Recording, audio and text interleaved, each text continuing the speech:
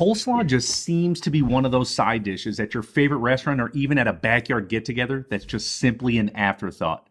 But everyone knows when they have a delicious coleslaw because there are plenty of bad ones out there. Okay, really quick fun fact. Believe it or not, my vinegar-based coleslaw recipe on my website, billyparisi.com, is one of my most popular recipes on the entire site. Who knew? But what I am going to do is show you how to make a delicious creamy style coleslaw, more of that Memphis style that acts as the perfect side dish no matter what you are serving up. As my mom would call it, cold slaw. Here's what we're going to do to start prepping it up. Sound good? Let's cook. We are going to start everything off by prepping up our vegetables, beginning with some green cabbage. Now, first thing we need to do is slice it in half. I'm just going to make the core noticeable to you so we can slice it in half because we do need to trim it up once it is sliced.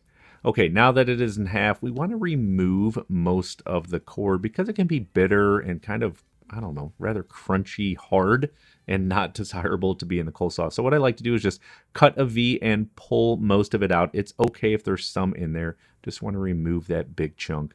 And then to help with slicing it thinner, I like to cut it in half just one more time. Now there are two options, or three rather, on how you can prepare this. If you want to practice those knife skills, just thinly slice it as thin as you possibly can using a French knife or a cleaver. Now for me, I have to admit, I'm a mandolin fan, especially when it comes to coleslaw. It just shreds it so perfectly. So on a pretty low setting, I think mine was on 1.5 or so, just thinly slice it back and forth on that mandolin. And my general rule of thumb when using a mandolin is once I start getting nervous, like a little bit too close to the blade, I just simply stop and then I'll slice the remaining cabbage using a knife. So what we want to do is add the green cabbage to a large bowl, and then we have the exact same thing with a red cabbage, only we're going to use a little bit less of it. So slice it in half, and then again remove most of that core in the center. Take it out after slicing that V.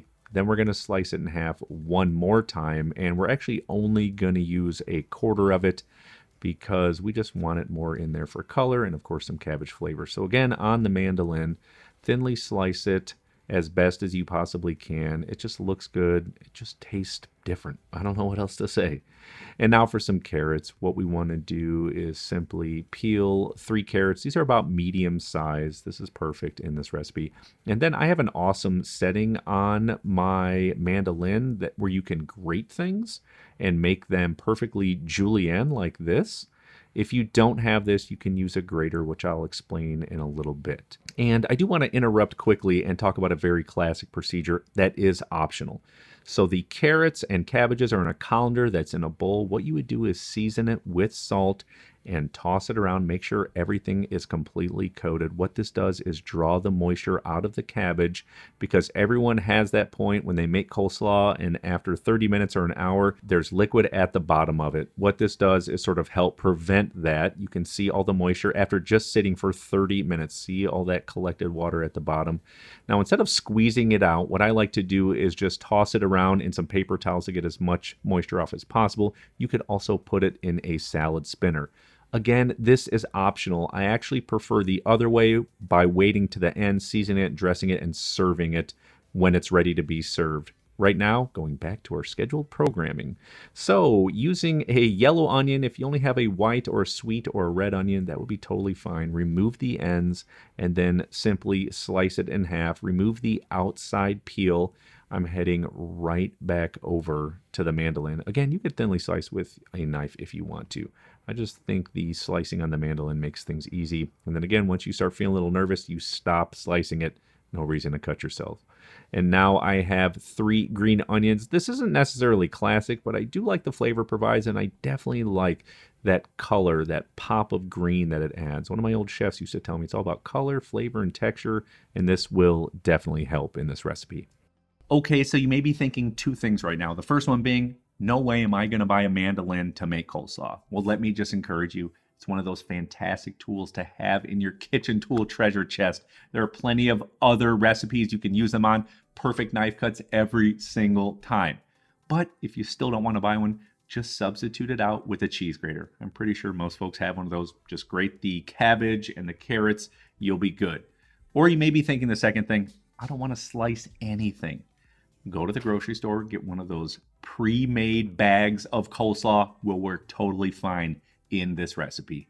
Now we need to make the dressing.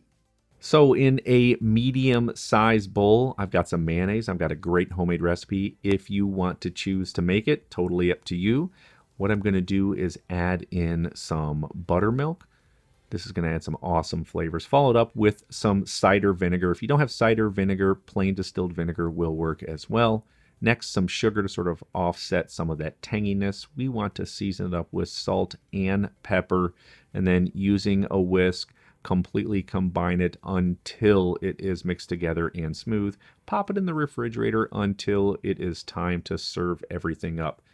Now, when it does come time to plate this up, what we want to do is pull out our bowl of cut vegetables. Again, if you salted them, totally fine. You would continue to follow these procedures. Adjust the seasonings with salt and pepper. If it's already been salted and draining from the moisture, it may already be salty and there's no need to do this step here. This, obviously, it's still crisp. We're going to season it. Also very important, celery seed, very classic in a coleslaw recipe. And now a little trick, and I did this in my Caesar salad video. What you want to do is dress the outside of the bowl like this. You see that and how that works? Dress the outside. That way none of the dressing gets clumped up in the middle of the salad when mixing it around. If you dress the outside, every time you turn the vegetables, it will coat in that dressing.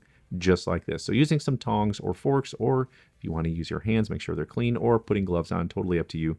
Completely coat everything. Make sure it is tossed together. And this is important though, because I didn't salt this, that you need to serve it immediately, my friends. Here we go.